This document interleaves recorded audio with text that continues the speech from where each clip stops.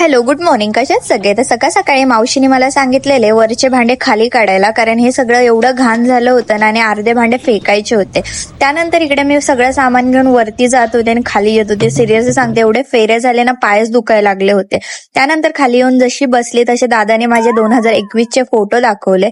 ते फोटो बघून मला एवढं हसायला येत होतं, कारण मला आधी बेबी कट करायची जाम हौस होते आणि मी ते बेबी कट मुळेच मला खूप लोक चिडवायचे पण आधी. त्यानंतर आम्ही जेवण वगैरे करून घेतलं. नंतर इकडे गादी खाली ठेवली होती, मी वर ठेवून त्याच्यावर महाराणीसारखी बसली होती.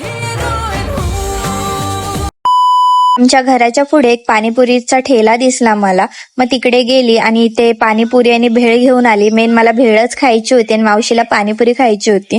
आम्ही मस्त भेळ आणि पाणीपुरी मस्तपैकी एन्जॉय केली. त्यानंतर दादाने मला खाली बोलून घेतलं, कारण त्याच्या थोडं बुलेटचं शूट करायचं होतं.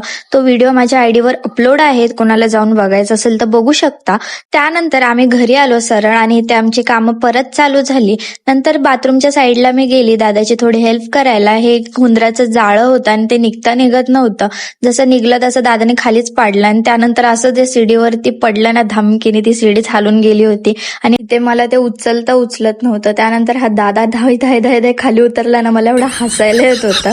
त्यानंतर मी पण महाराणीसारखी सीडीवरती चढून बघत होती की हुंदीर बिंदीर आहे का, पण नव्हता तिकडे. त्यानंतर आमचे कपडे एवढे घाण झाले होते म्हणून मी डायरेक्ट कपडे चेंज केले. मी जास्त कपडे घेऊन नव्हते आली म्हणून मावशीची मॅक्सी घातली आणि तिला वाटलं मी फोटो काढते पण मी व्हिडिओ काढत होते. तर चला, आजसाठी एवढंच होतं. भेटू नेक्स्ट ब्लॉग मध्ये. Thanks for watching. Bye bye.